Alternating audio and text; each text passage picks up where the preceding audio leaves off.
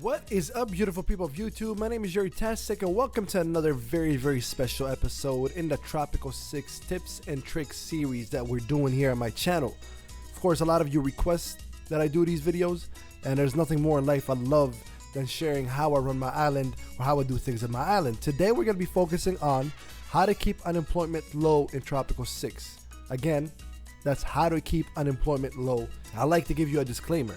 And the disclaimer is there's many ways to play this game. There are many ways to rule on this game, many ways to go ahead about your government, your jobs, your economy, your factions, etc., so on and so forth. This is just simply my way, okay? This isn't anybody else's way. This is just my way. This is how I like to do things. Now, let's give you tip number 1 on how to keep unemployment low in Tropico 6, and we'll go from there.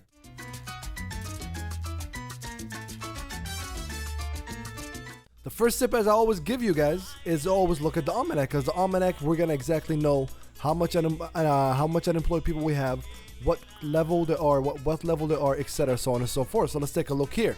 Now, 282 people out of 3,700 people. That's a little bit higher. Now, if you look at this here, I know why it's higher. I know it did get higher in the recent years. It's because I put a lot of high schools and colleges around the island. So therefore, these people left high school and college. Now we're gonna have more and more unemployed people because we don't have high school or college jobs.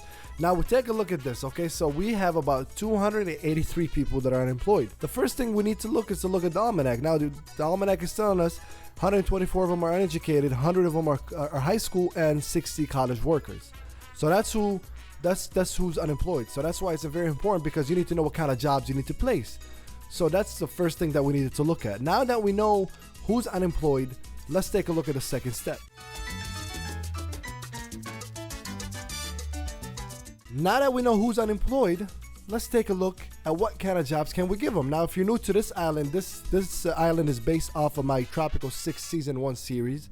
And of course, this is the mainland that we've made, where it's kind of mush of everything, right? Housing, entertainment, religious building, la. This is our agriculture area with a few industries here, like a juicery, a cannery, etc., so on and so forth.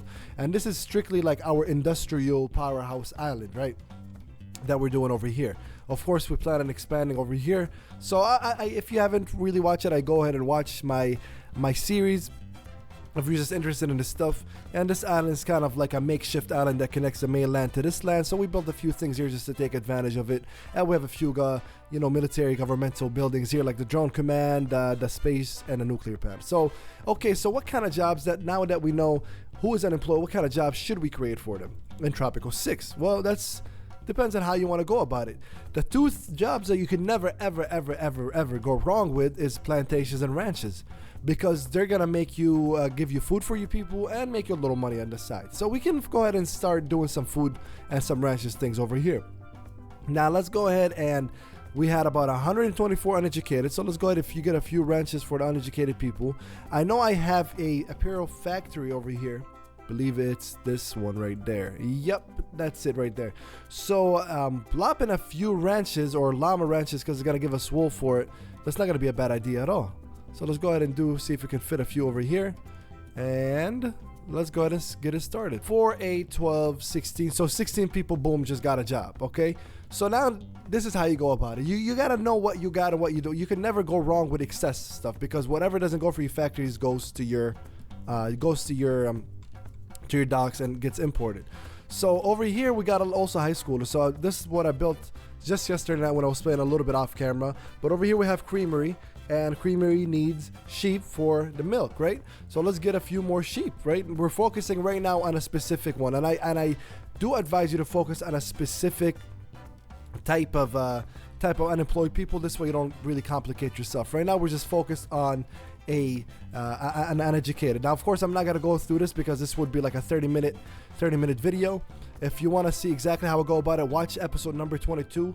This is where I focus on unemployment, but I'm just giving you ideas of what you need to do once you see these kind of numbers. So we got a few educated. Let's just assume that I built more and more. We got educated lower than this, right? Now next thing is high school workers. What kind of jobs do high school workers need, or what kind of jobs should you get for them?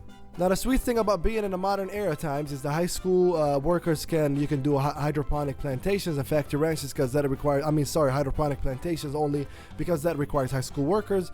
You can place them and also take a look at your industry. The message I'm trying to send to you is look at what you already have as far as industries and go with factory ranches and ranches to kind of fulfill that. So that's one thing. The second way to figure out what kind of jobs you need to place is entertainment. Okay, so let's look at fun coverage. So over here we see that this hang gliding place is already filled, and this movie theater is already filled up, and so on and so forth. So that tells us that we can start looking at building jobs that focus on entertainment in this building. It doesn't always have to be factory and plantations, la la la. We don't have a cabaret around here, so let's go ahead and build a cabaret. Let's go ahead and just build one. And that's kind of how you go about it. So in order to find out once you find out who's unemployed on your island, in order to find out what kind of jobs to open for them, you just gotta know and listen to the people. So another way to determine, besides just knowing, let's say you forgot, I'm very, very technical with my island, so I know exactly where everything is at. So let's say you forgot what you have or you don't have an island. Just go to the overlays and start hitting stuff like crime safety. We see crime safety is good, so we probably don't need any police stations. Okay, good. Liberty, for example, is weak here. There you go. You need college educated workers. You can put a newspaper, you can put a radio station, a TV station in this area. Fun coverage, for example, like boom, look at all these places that are just getting overworked. So that tells me I can put, some entertainment buildings which take uneducated and high school workers. Faith coverage over here. This cathedral is filled up. Okay, that needs college workers. Then we can go ahead and put another cathedral around here. Food quality is low around this area. Okay, so that means either start bumping up the ranches and the plantations, or start adding more grocery stores. Over here we don't really have that many grocery stores, so a grocery store would be a nice fit for it. Military strength, that's another place you can add jobs in. You can add barracks, army base. As far as stable island, I have a very stable island, so I don't focus on military as much. But so after we looked at the almanac, we saw who needs what. We look to see what we know of, like, okay, like I know I have an apparel company here, let me add some more ranches that can help support it. Boom, we did it. And if you forgot, you just go into overlays and go one by one and kind of see what it is. Maybe electricity is low, you can add a power plant, college educated workers. Maybe you have reserves, you can look at this right here. Maybe you have a lot of coal around, maybe there's more oil around the island, more than you thought there is. There, I can add another offshore oil drilling company right here that would employ some college workers for me. So that's kind of how you go about it right there. All right, since I'm using this island as an example, I can't really give you the faking jobs, but I've had islands before, even on this island, before we got to the area where we could afford maximum budgets or the max upgrades, we would have vacant jobs and people wouldn't work in them. Again, you need to understand, Tropicans are very, very, very picky. They're very picky people. If there's an open job that has low quality, they're not gonna work in it. They'd rather be unemployed. That's just how it is. Unfortunately, we got people like that in the US as well. The job has to be perfect for them and blah, blah, blah, just because they're too spoiled. Tropicans, in a sense, are spoiled like that. You need to have good building budgets, good quality. Like this one, I just realized, boom, it's not even quality. But if you look at all of my island, the rest of my island, all buildings are gonna have max budgets and probably all the upgrades that it needs to have. All the upgrades that it needs to have. This one doesn't have electric buses. Let's go ahead and give them electric buses, even though that doesn't really matter with job quality. But anything that matters with job quality, even as far as, for example, fast food. As far as fast food, give them oil cleaning system, increases job quality, blah, blah, blah.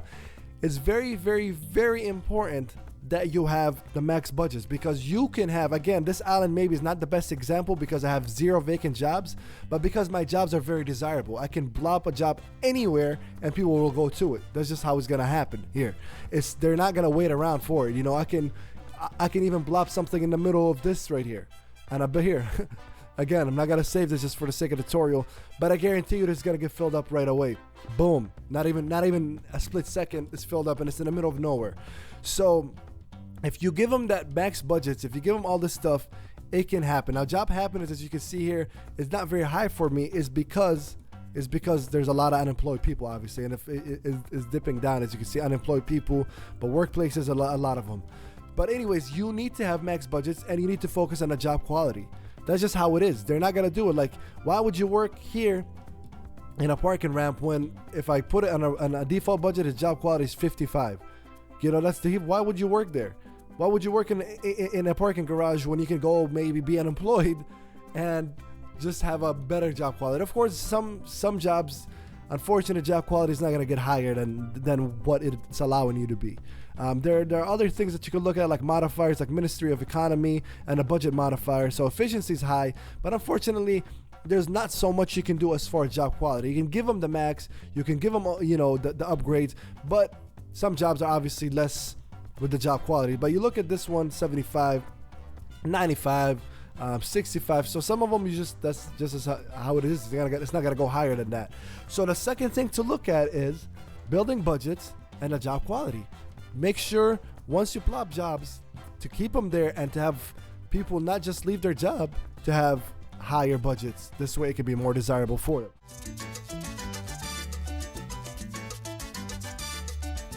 Yet another tip I need to give you. I wish we had more vacant jobs to show you this, but right now it's a very, very special time on this island. But trust me on this, another tip I need to give you are jobs too far away. Once again, this ties in, the Tropicans are very, very, very picky people. If I had this, for example, barracks over here, but no housing around it at all, or like let's say this nightclub, and no housing around it at all, and no transportation, how are they gonna get there? They're not gonna get there. Even put yourself in their shoes. If you had no car, no money, no transportation, and your job is on this island, but you live over here, well, how are you gonna go to this island?